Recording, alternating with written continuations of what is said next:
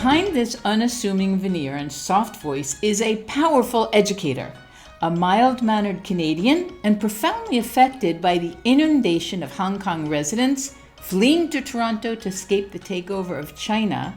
Roz Weitzman ended up spending 15 years in China honing her educational methodologies that she's going to share with us. You're going to hear about the compromises she had to make because of cultural differences, the imprint the country and culture has left on her heart, and how she's now proliferating what she's learned in invaluable empowerment courses.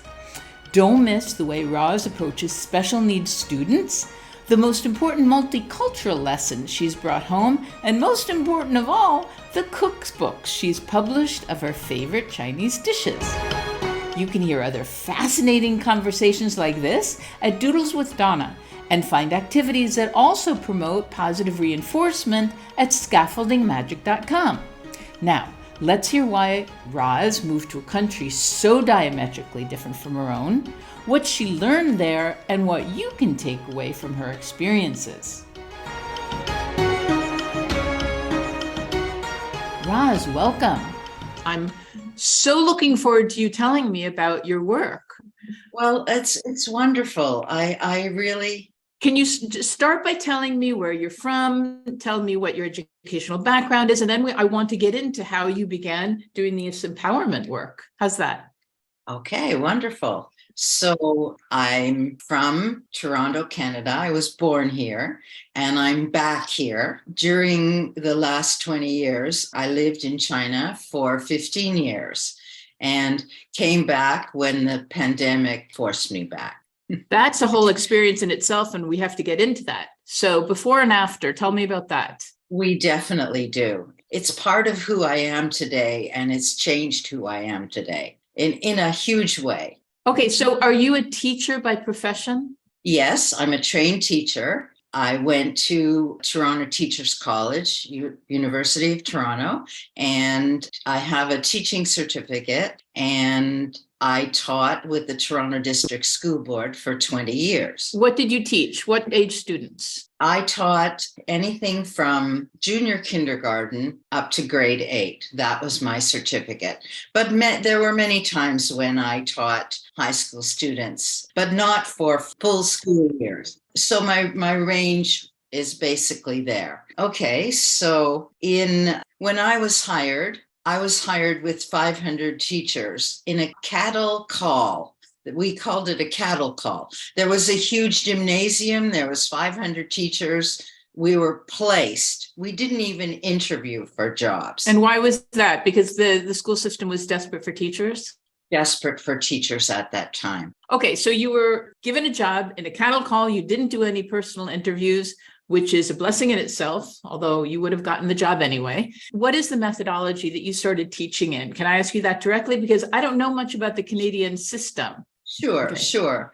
In those days, we taught in classrooms of 25 to 30 students, in students sitting in rows. And I buddied up with it's an interesting story how I got a classroom job. After December, a teacher quit, and I was the floating teacher of 5 that were hired in that school. And so they put me there. But previous to that, I had been helping that teacher to survive in her classroom. So it wasn't so much about methodology as it was about classroom management skills. Okay, that's a huge issue. That's a huge issue because you're going to say that there's no teaching, there's no learning until we are able to establish the norms and consequences in a class, correct? Right, exactly.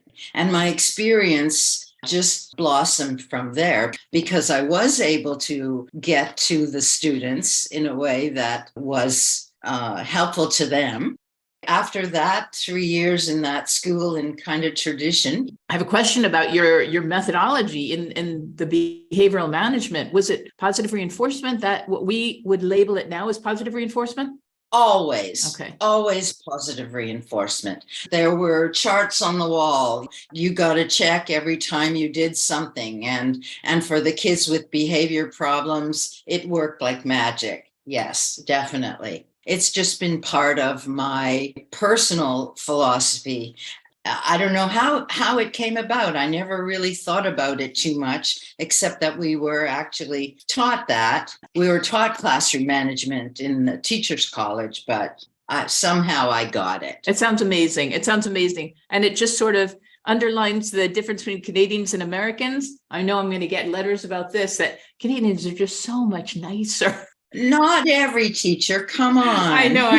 But you do have this reputation that. Yes, we do. Okay, Yes, we so do. let's keep going, Roz. So you became a teacher. It was more teacher directed than anything at that point, because the students were still in rows looking at you, listening to you, right? Right. When I went to school, it was Dick and Jane, and everybody read the same passage. Right. Okay. 3 years later, I left that school because my principal, who was a wonderful man, supportive principal, he left, and many of us left at that time. And my mentor, who helped me to establish my skills there, she left also. Okay, so I went to an inner city school. I didn't know what I was getting myself into. It's the best training ground, though, isn't it? Honestly, it was fantastic for me. That was the time when schools were being rebuilt into pods of 2 to 4 teachers in teams. It was called team teaching. And I was lucky to be on a team with a highly experienced teacher. And that was where I really took off with that theme. Okay, the theme-based teaching, the language experience, and that is the focus of everything that I've ever done in education from then on. Theme-based and language experience. Let me just clarify, if you don't mind, the language-based, because in Toronto, do you have bilingual education? Did you have it then, and is it now with English, French?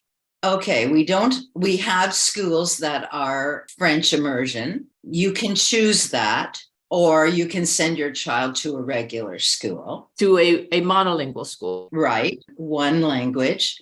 And French was taught from an early age as one of the classes by a French teacher that came in and taught French. Okay, and this is a French teacher, a Canadian French teacher. I just want to establish this, just so that there aren't any questions later. Yeah. Fantastic. Yeah. Okay, so you did theme-based learning, and could you explain that, please?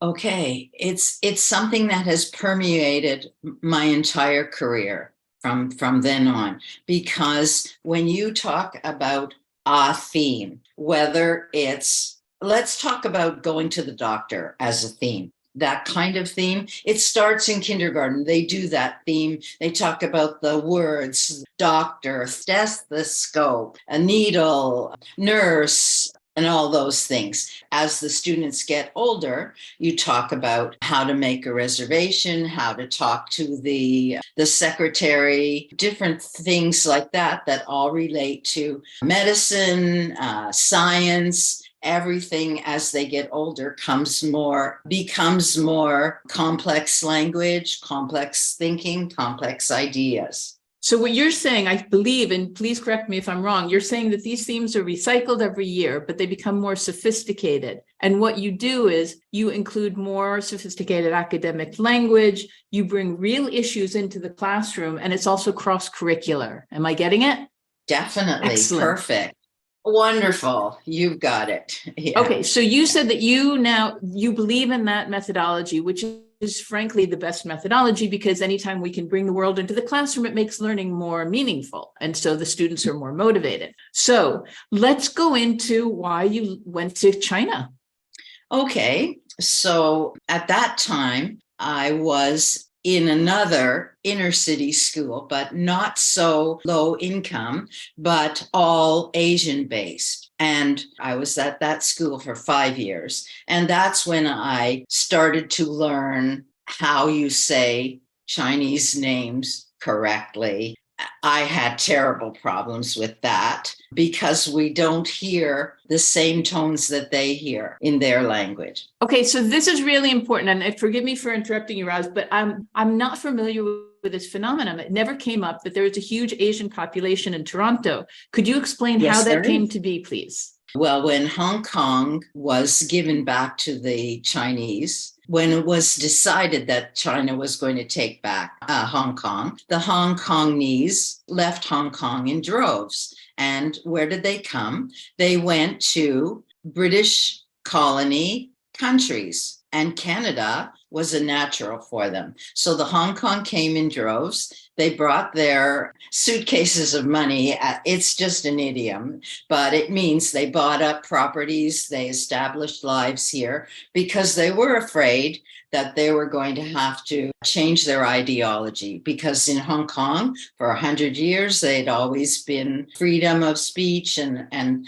all the benefits of being a British colony or whatever. I don't know exact terminology, but you get what I'm saying. They were looking for insurance about if it was going to turn out bad for them, they had a place to go. They had a place to send their children. Okay, so and in the end, they really can go back and forth from Hong Kong. There really aren't the restrictions that everyone was afraid that they were going to implement, but they've now relocated and they're established in Toronto. Is that right?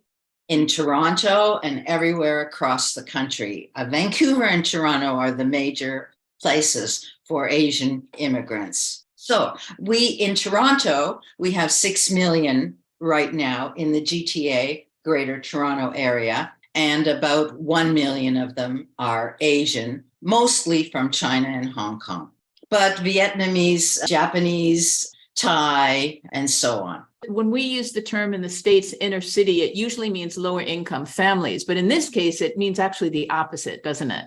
Yes, we have 3 Chinatowns and 2 Korean towns, and they are not inner city. They're not lower income. So you began teaching in the inner city, and what you really mean by that, it is the inner city, but you started teaching a largely Asian population. You had to start learning names. Names are fundamental. You and I both know this. The more we can use a name with a student, the more they feel seen and heard. And you had this challenge of trying to pronounce their names. Not trying, you had to pronounce their names. Were they really cooperative and generous about helping you learn that pronunciation? Oh, yeah. Oh, yes, definitely. But I never did get it. Trust me. Okay, I didn't. No, the sounds are very specific. And once you become older, your ear actually cannot hear the differences. So it's very challenging. That's right. When I say never, I mean, in that time, I never did hear the differences. Of course, when I moved to China, I started to develop that skill, but that's for later in our discussion. Okay. So just carrying on there in that school for 5 years, Asian population, ESL, heavy on ESL education. I was not specifically trained in ESL teaching. I don't have an ESL certificate. I can say that honestly, but I've always focused at my teaching attention on building from the ground up as far as language goes. So you're a self-learner. You're an autodidactic, we could say, when it comes to learning how to present information in the classroom, right? Okay. Yes. Okay, that's an agreement. I like it. But there's one other thing, Roz, I need to establish this as well. We're talking about families from a British colony, and you're talking about ESL. So we need to establish whether their home language is Chinese or they came to school speaking English, or what you're saying is they did not come to school speaking English. No, most of them did not. Most of them had a little bit of English, like 2 classes a week of English kind of thing for 4 or 5 years or whatever. Okay, so their home language is Mandarin or different dialects of Chinese? Mandarin or Cantonese, both. But there was also Vietnamese, there was also Japanese, a big Vietnamese community, and now an even bigger Korean community in Toronto. Perfect, thank you. Now we have the foundation. Let's keep going. Okay, after the last 2 years, I became not an assistant, but I had a bigger supportive role with the principal. And I started to help her with teacher evaluations. And I was good at that because I was also half-time computer teacher to all the students in the school. So I got to know all the different classes and all the different methodologies that were going on in each teacher's class. So I was coming at it from both angles, but I was the expert in how to write the computerized report cards, for example. I had to teach the teachers that, but I was also teaching all the classes how to do Word, how to do Excel, how to make a PowerPoint, things like that. Okay, so you were also involved in technology, which is very interesting. And I'm still dying to know how you ended up in China. Okay, that last year I was in that school. I was offered through a friend of a friend of a friend a job in Beijing, China. And through the summer months of maybe 6.5 weeks, I decided to take the job. It was a 1-year contract. I was the curriculum coordinator and then the school principal within a month's time. I was the school principal just because the principal left and I was the lead teacher. You had all the tricks. You had all the tricks that you could just pull out and pull everything together, right? Yes and no, I did it. And I stayed in China for 15 years because, well, first of all, I didn't like the job there, but I stayed in education the whole time I was there. So yeah, that school gave me a huge eye-opener about education in everywhere else but public school system. In that school, I didn't get it. It took me about 2 months to get it, that this school was not for education. This school was for making money for the owners. It was a private school that you were given this contract into, right? Yeah, I didn't work in a public school that was run by the government. Most foreigners who were teachers would get jobs in the private schools. Okay, so I'm just going to ask you if this is similar to my experience. I live in Spain, and when I moved to Spain, I got a job at a private American school. And mostly these American schools are joined together by one common organization that supports them. In this case, it was 100% owned by the parents. I lasted 5 years there, which is 4.5 years longer than I believed I could have. The point is that I don't see that it was a beneficial element to have parents who are not educators run the school and make educational decisions. And I'm wondering if you had a similar experience. I had exactly the same experience, but it was double because it was not only the parents who were dictating the educational philosophy, but also the uneducationally experienced owners.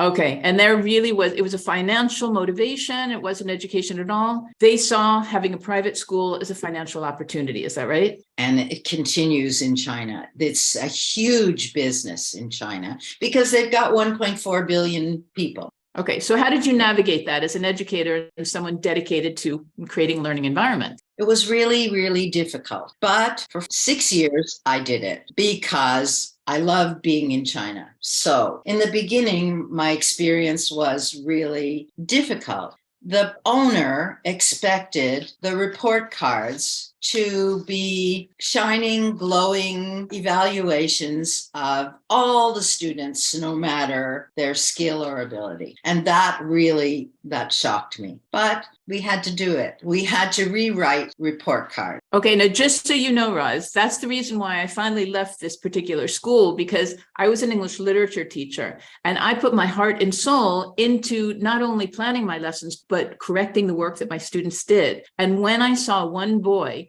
fail 7 classes, 7 out of 8, and the board, which was the parents, the board decided to pass him, I thought, there's no motivation for me to put my heart and soul into my work if it's not honored in any way. So how did you deal with that as the principal? How did you find a way to motivate the teachers? The teachers believe, as I did, that it was wrong, but there was basically nothing we could do about it. We wanted to stay in China. We wanted to continue making a difference in the lives of children, and we just kept on keeping on. So aside from the grades, which were not really reflective of the children's work, you decided that you were still being a positive influence on their learning. And so you found a way to justify and sort of balance your presence in the school. Is that correct? Is that accurate? Absolutely, Donna. That's exactly correct. And I, right from the beginning, right from the get-go, I gave all kinds of classes to the teachers, professional development things, from how to do blends, to talking about bullying, to doing cooking in the classroom, to in the kindergarten, using a number chart on fabric on the floor and having the students jumping from one number to another. What number goes before 100? 99, jump on it, that kind of thing. So I just kept on teaching the teachers, even though the management was not in tune to us. We just kept on doing it anyways. Were the majority of the teachers foreigners or Chinese citizens? Most of them were foreigners. Yeah. Okay. And I was in 3 different schools in Beijing, and then a different school, a kindergarten that I opened up with the owners in another city called Qingdao. So in 6 years, same thing. Okay. And were these teachers receptive to different professional methodologies that you brought in? Receptive? 100%, because I supported them in every way that I could. Yes, I made that's a little bit harsh, but yes, we had a budget for library books. We had a budget for colored paper, and not just notebooks and pencils and erasers. The things that in Toronto, we just take that for granted. There's a big storeroom and you just take what you need, but in China, money was they wanted profit and they weren't interested in investing so much. And so you needed to insist on having supplies, school supplies, to at least be able to function as an educational institution, right? Yes. And in the last 3 schools that I was in, yes, it worked because the boss was also in tune with my philosophy, although the owners were not, but we worked around it. Yes, those things were really important. Okay, so it sounds as though you were right on top of the best educational practices. You were making sure the students were moving. You were making sure that the real world was brought into the classroom. It seems like you did a lot of research to bring appropriate professional development into the school so that your teachers got the vision that you were hoping would be proliferated throughout the classes. Is that right? Yes. And the teachers appreciated it, really. Not every teacher, of course. Not every teacher was singing to the same music. Where did you do your research? How did you decide what educational practices you wanted your teachers to be trained in? Well, Howard Gardner's theory of multiple intelligences is a big, big leader, in my opinion, in my educational philosophy. Yeah. But even in those days, I could still get on the internet and get resources and information that I needed. But I took a lot of what I taught the teachers from what I was taught when I was teaching before I came to China. So I already had a lot of that philosophy already up here, which was just putting it into practice. And it sounds like that's a part of your personality and a part of your personal philosophy about being a whole person and creating learning environments where it honors the whole child. Because if you're interested in Howard Gardner, then you respect and honor and know that it's important to celebrate all the different intelligences. Is that accurate? Absolutely. And that's why the number mat on the floor, the number chart and a mat on the floor, and you jump to the numbers, it's body kinesthetic, spatial recognition, it's math, it's so many skills. Okay, so now I'm going to ask you about diversity. What experience did you have in regards to diversity in Toronto and in China? And we're talking about all types of diversity, not just language, not just economic differences, but physical differences as well. And now we have, they're labeled, they've always existed, but now we have so many labels. What did you do facing diversity? Talk about ADD, that was really hard in a classroom with 3 ADD kids in a class of 25 grade 3s in my last school. That took its toll on me, but we managed through it. I didn't do anything much different. I just did a lot more of it, a lot more behavior modification, a lot more positive reinforcement, a lot more different words on how to give praise. Yeah. Okay, and praise is so important because you probably know as well as I do that it's important to be specific when we're giving praise, because general praise goes into this whole cloud in the mind and the children really don't know what we're talking about unless we are very specific. But I also want to ask you, it's autism. Those are the whole spectrum of autism. Do you have experience with that in the classroom? Yes, in my second school, the Australian International School, we identified one grade 2 autistic boy, and we did everything we could to help that boy. I interviewed the parents, and they refused to accept our understanding that he was great and different, and he needed help. He needed a psychologist, someone who could help him with autism. And I recommended a person who could help them. They had a practice helping this kind of children. And in the end, the parents withdrew the child from our school because they were embarrassed. You probably realize this, Roz, but there's a whole syndrome with parents who refuse to accept, because of, who knows, peer pressure, parental pressure, societal pressure. They refuse to accept the fact that, as you said, and I love how you just said it, they were great and different. I have a sister who has an autistic child. He has Asperger's, what is now known as the higher range on the spectrum of autism. And because she was willing to accept it, and her husband as well, they completely accepted the needs that their son had. And they did everything they could to help him through from 3 years old up. And now he is a functioning adult. It doesn't mean the symptoms haven't gone away. It just means that in his case, he is productive, he lives alone, and he's responsible and autonomous. Whereas some of their friends have children with had the same symptoms, and they did nothing because they were terrified to admit that their children were different, and their children now as adults cannot live by themselves. And it's tragic. So what sounds like you were trying to do is help the parents be proactive. And unfortunately, they could not at that point accept the differences of their children. No. And it broke our hearts in the end because I can't say exactly all over Asia, but I can definitely say in Southeast Asia, China, Korea, Vietnam, Thailand, Singapore, Japan, that area, face is everything. And face is what they project as a family group, as parents to the rest of the world. That's a lot of pressure on the children, is that right? It's terrible pressure. It's terrible pressure on the parents too, but it's part of the culture. That's something that I learned, when you say, when I say China changed my life, living there for 15 years. That's one of the things that I understand deeply about Chinese culture and traditional philosophy. Well, this is exactly what I was going to ask you next. What left such a strong imprint on your soul, having lived there for 15 years? It sounds like you went in as an incredibly generous educator and person. Did you become even more so, or you just became more knowledgeable about the culture?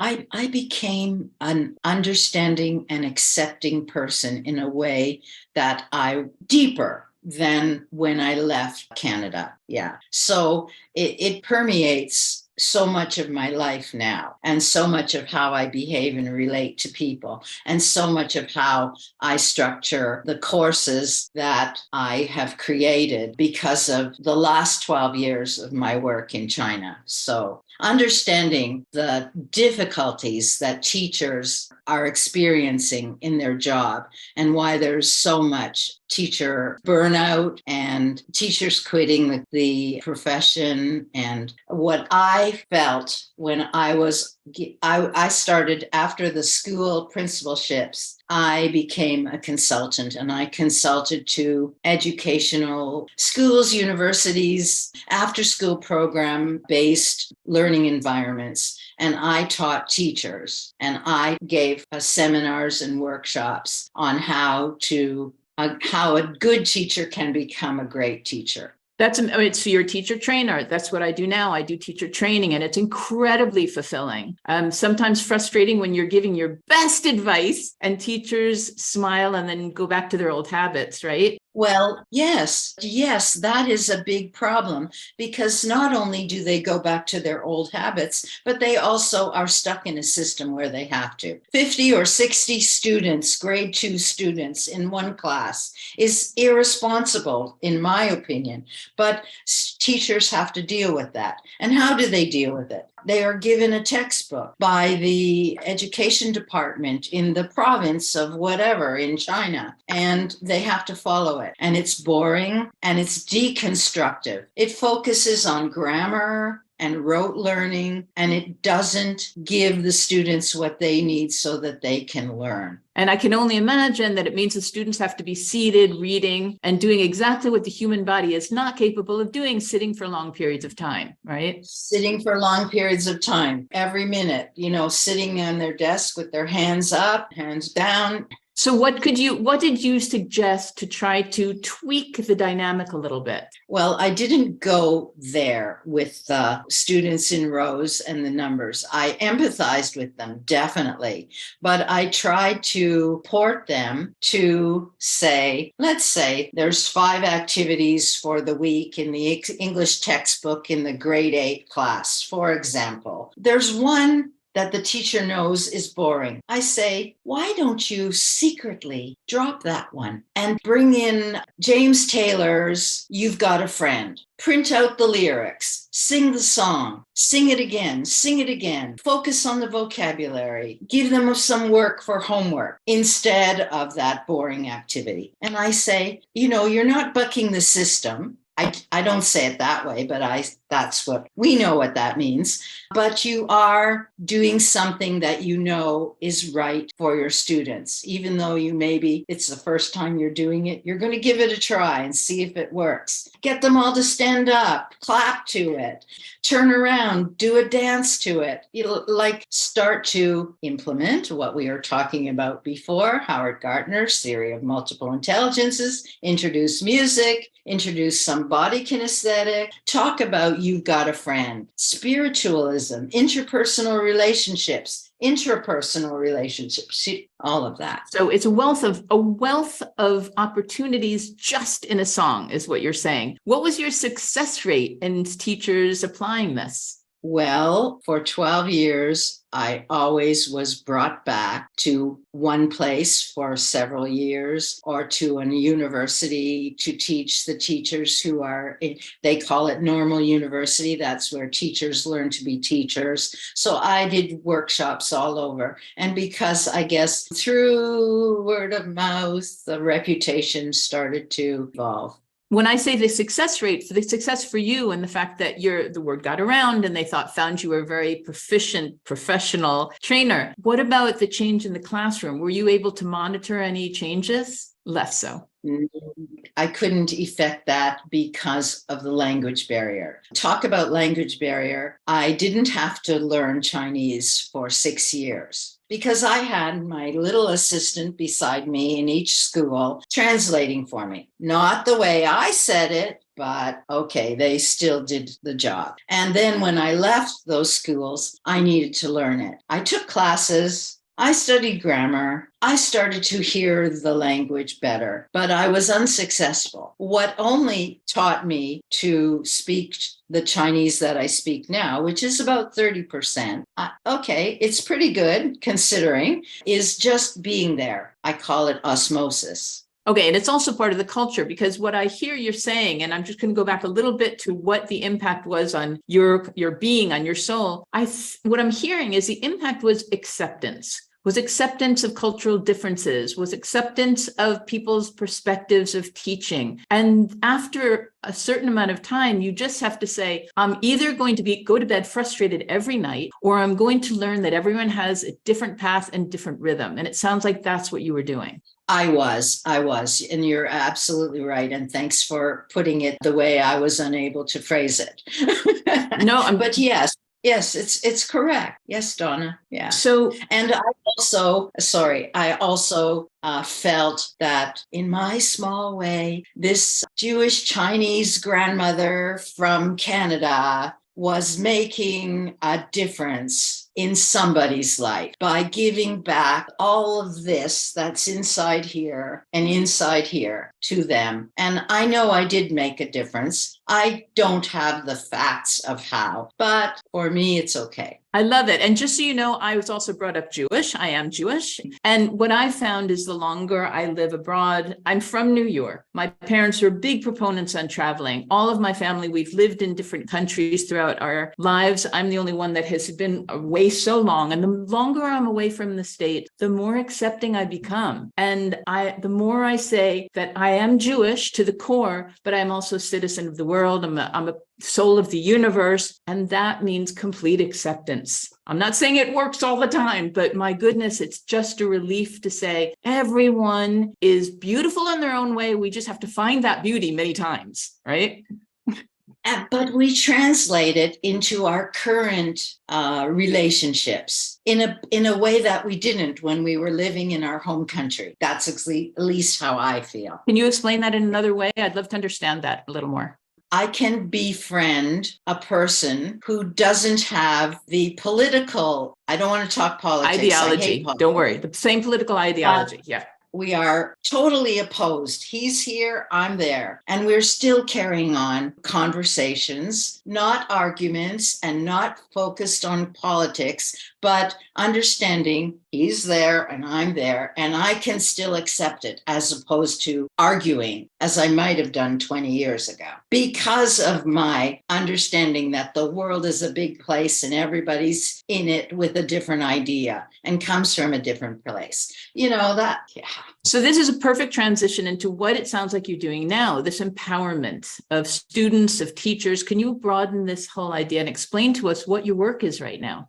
Well, the 12 years, or actually the 15 years of work teaching teachers has caused me to accumulate a lot of different PowerPoints and presentations and ideas of how to help teachers. So they were sitting in my computer, gathering dust. What am I going to do with them? I would love to give that knowledge to the world. And now that there's such a huge proliferation and a changing mindset about how people can learn or improve or get professional development, that's what I'm doing with my courses. I'm taking something that I did in the past and tweaking it and making it today's information. So those are the things that I'm doing, and that's how I'm doing it in my courses for teacher professional development. Are you working in university or do you have your own academy? What's the format, the venue? Online courses.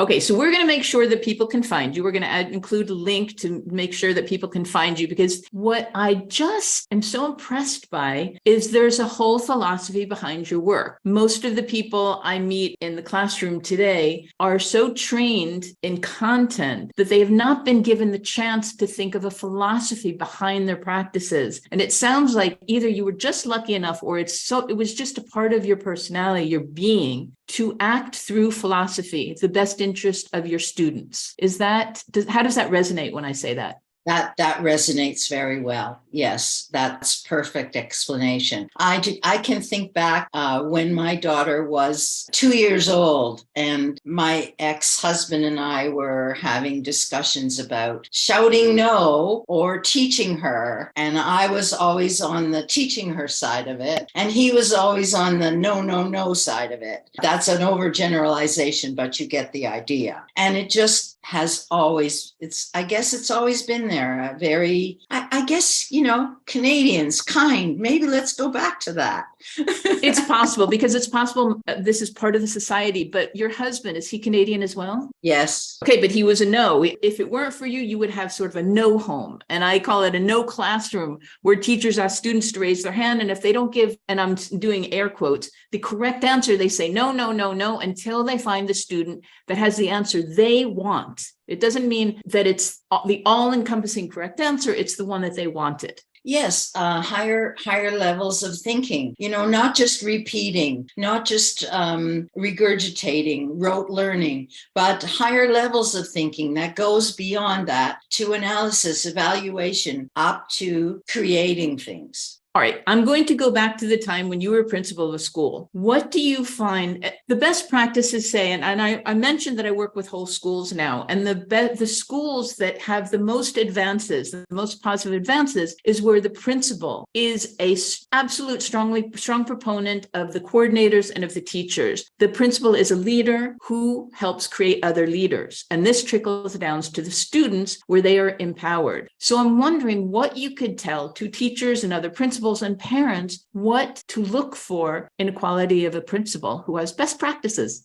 Wow, that's amazing. Hiring the right kind of teacher who has the same philosophy as you have just expressed. And that's the best thing that you can do for the school. And if you don't have them, if you have inherited the teachers, you do the best you can to motivate and work your way in, maybe from the back door instead of from the front door. Would I be correct in saying that you treated teachers that you had inherited, because in the beginning you inherited all of them probably, with the same sort of positive reinforcement you use with your students? In other words, beginning with compliments and then just, inserting different suggestions that they could try to change the dynamic. Okay, in one of my courses, I talk about the Kodak moment. In English, we know that, but in Asia, most of them are too young to know what the Kodak moment means. But yes, giving praise, focusing on, you did that graph so fantastically, or that's the kind of thing. Take the Kodak moment and convert it into words. But what you're saying also is it's not just praise. You're being specific about the praise. I want to go back to that. What are your goals now for the your workshops are geared towards teachers? Is that correct? Yes, my courses are strictly geared to teachers. Yes. What is your overriding goal in these workshops? To convert as many teachers as I can in this kind of a way or this kind of a way. Just a trickle from me and a trickle to today and a trickle tomorrow, and maybe it works. I'll probably be going to China in July for a camp at a school where there are going to be two parts to it. There's going to be a small group of students, and I'll be the classroom teacher, but I will also be demonstrating to the teachers that will be observing the best practices of good English teaching. All right. So I don't want you to give away too much information, because I would love people to find you, because it sounds like there's so much that they will learn from you, and you're going to pull out the best from their soul, not just from their cognitive skills. Could you give us one or two examples of the best practices that you work on in the workshops? Well, as I gave you before, music has to be a strong component. Not strong in every day, but it has to get the teachers, it has to resonate with the teachers that this is a valuable activity. That would be one thing that I do regularly.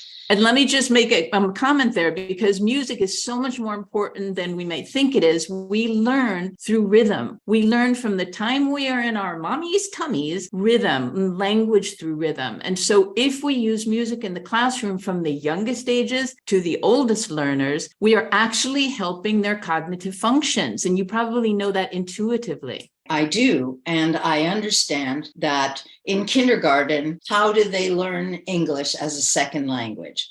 They learn it through nursery rhymes and all kinds of songs, that the wheels on the bus, Twinkle, Twinkle, Little Star. And it goes into nursery rhymes, and it goes on to fairy tales, and even with adults. The example that I gave before about James Taylor's song, You've Got a Friend, it goes to adults. If if a teacher has got a class with adults or high school students, it's still appropriate. Of course, it's not appropriate for the kindergarten, but you get the idea. The other practice you're probably thinking of is movement, because you've said a few times that you believe in movement. And again, we learn through movement. The Industrial Revolution made us sit in seats so we'd be perfect factory workers, but it goes against human nature. And what you've been talking about is using movement in the learning environment, right? Yes, definitely. Definitely. Okay, so Roz, this has absolutely flown by. I still have a couple of more questions for you.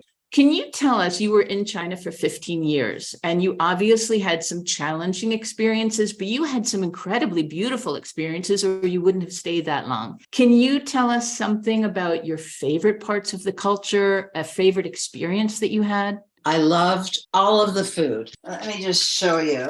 I wrote 2 cookbooks, Chinese cookbooks, when I was in China. Granny Roz's Chinese comfort food. We're going to have to put that down too. See, can it be found on Amazon? Yes. Excellent. Okay, we're going to include that link. What's the other one? Roz Weitzman, World of Chinese Comfort Food. This is the sister. This is the Chinese version. That's the English version. I also have a French version.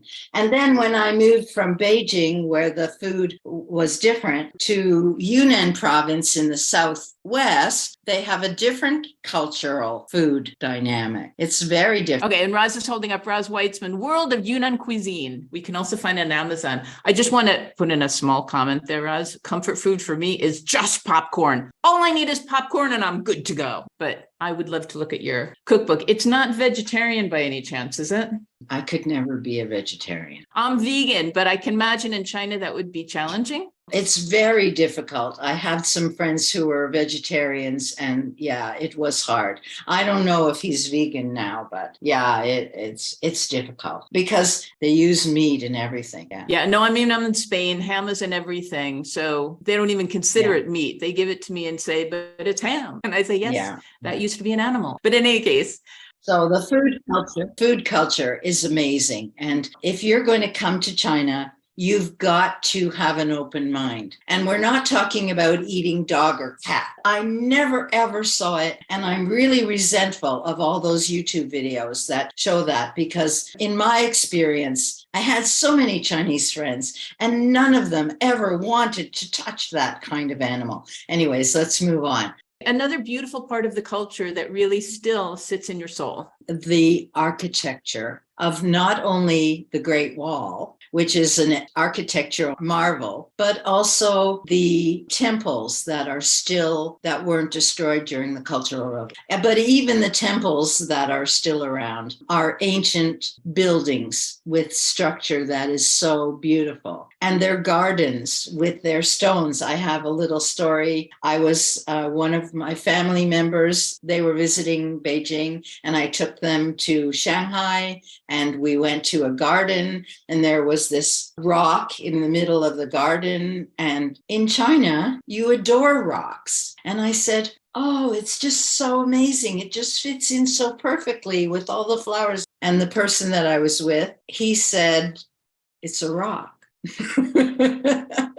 Does not have that Chinese artistic sensibility, obviously, right? It's a different culture. It's so diametrically different. And that's why one of my courses is about cultural diversity and how to teach it. And it's a common topic to talk about in theory. It's difficult to teach it.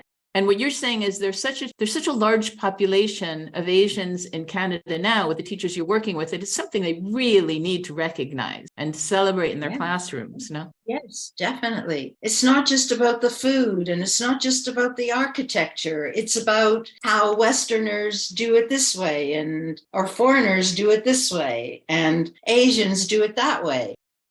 I usually end with a what if question, and you've given me so many what if dynamics. I'm not sure what I could give you that you haven't talked about.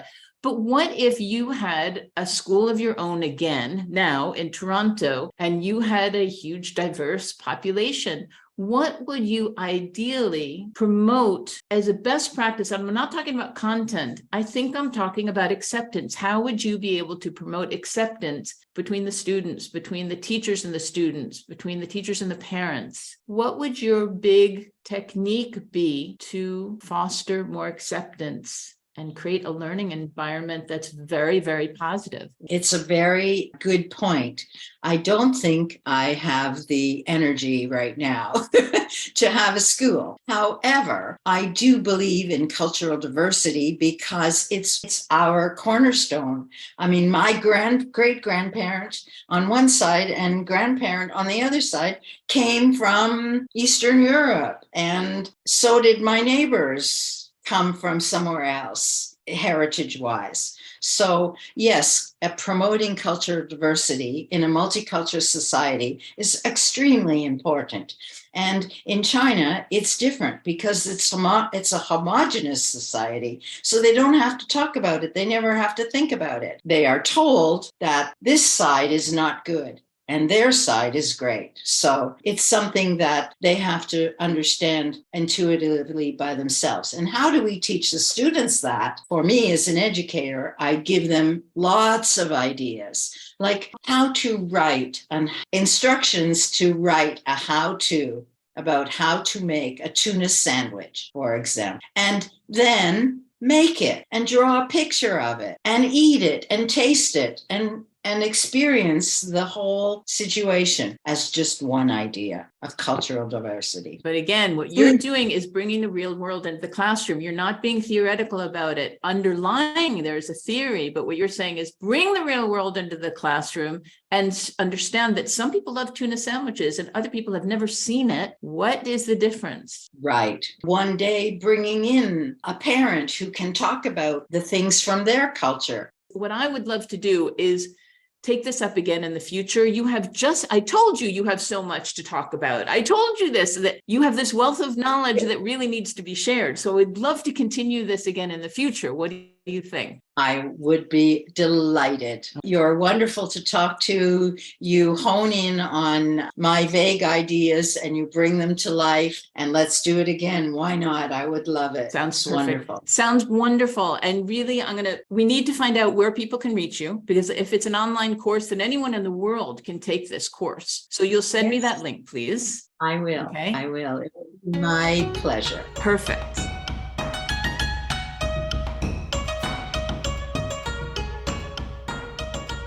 Such a wide berth of topics, and it doesn't feel that we even got below the surface of Roz's experiences. Please find links to contact her below, and you can find chats with other phenomenal educators like Roz at Doodles with Donna. Find the links below as well for activities that promote positive reinforcement, among many other activities, at scaffoldingmagic.com. In the meantime, have fun in your classes and at home, and see you soon for more.